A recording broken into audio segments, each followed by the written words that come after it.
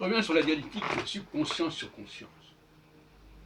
La subconscience, c'est le fait de respecter un certain ordre établi, non pas par le pouvoir en place, mais par ce qu'on pourrait appeler le Deus Faber, c'est-à-dire un pouvoir beaucoup plus ancien, beaucoup plus spatial, beaucoup plus temporel, qui n'a rien à voir avec le pouvoir en place.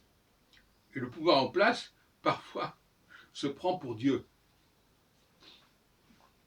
Et donc, il prétend, par la processus de surconscience, rivaliser avec la subconscience. Et il va créer quelque chose d'artificiel, notamment dans le domaine juridique.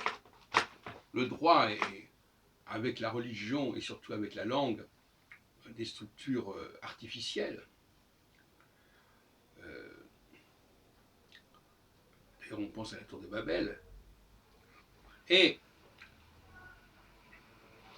il faut revenir, le XXIe siècle ne pourra exister que par le retour vers la subconscience.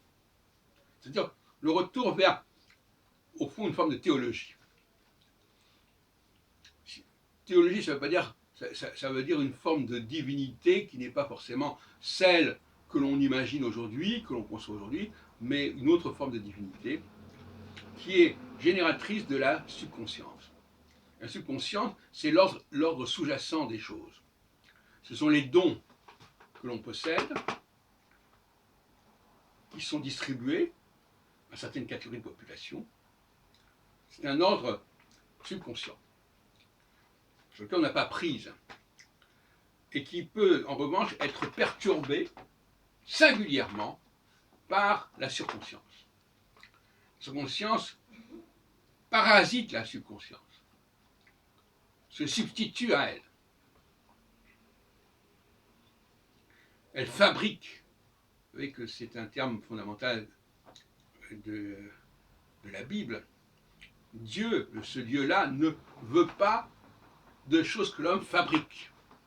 Parce que ce que l'homme fabrique, c'est dans Osée, chapitre 8 notamment, c'est le verbe osser.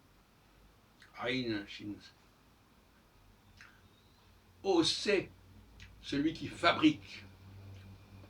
Et le Dieu, il crée, il forme. C'est Yetzira, c'est Bria. C'est pas Asiya, c'est pas Melacha. Et ce Dieu de la subconscience condamne la surconscience parce que la surconscience, elle fabrique. Alors, pour terminer cet exposé, je dirais que la sagesse veut que nous observions ce qui se passe au lieu d'interférer avec ce qui se passe. Dans une société, il y a des gens qui sont des leaders, on le voit par leurs activités. On reconnaît leur capacité, leur leadership. Et c'est avec ces gens-là qu'il faut réunir, qu'il faut rassembler, dans le cadre d'un Sénat, d'une Assemblée nationale, etc. Ce sont ces leaders qu'il faut regrouper, entre lesquels il faut créer une synergie, et d'où va émerger éventuellement un super leader.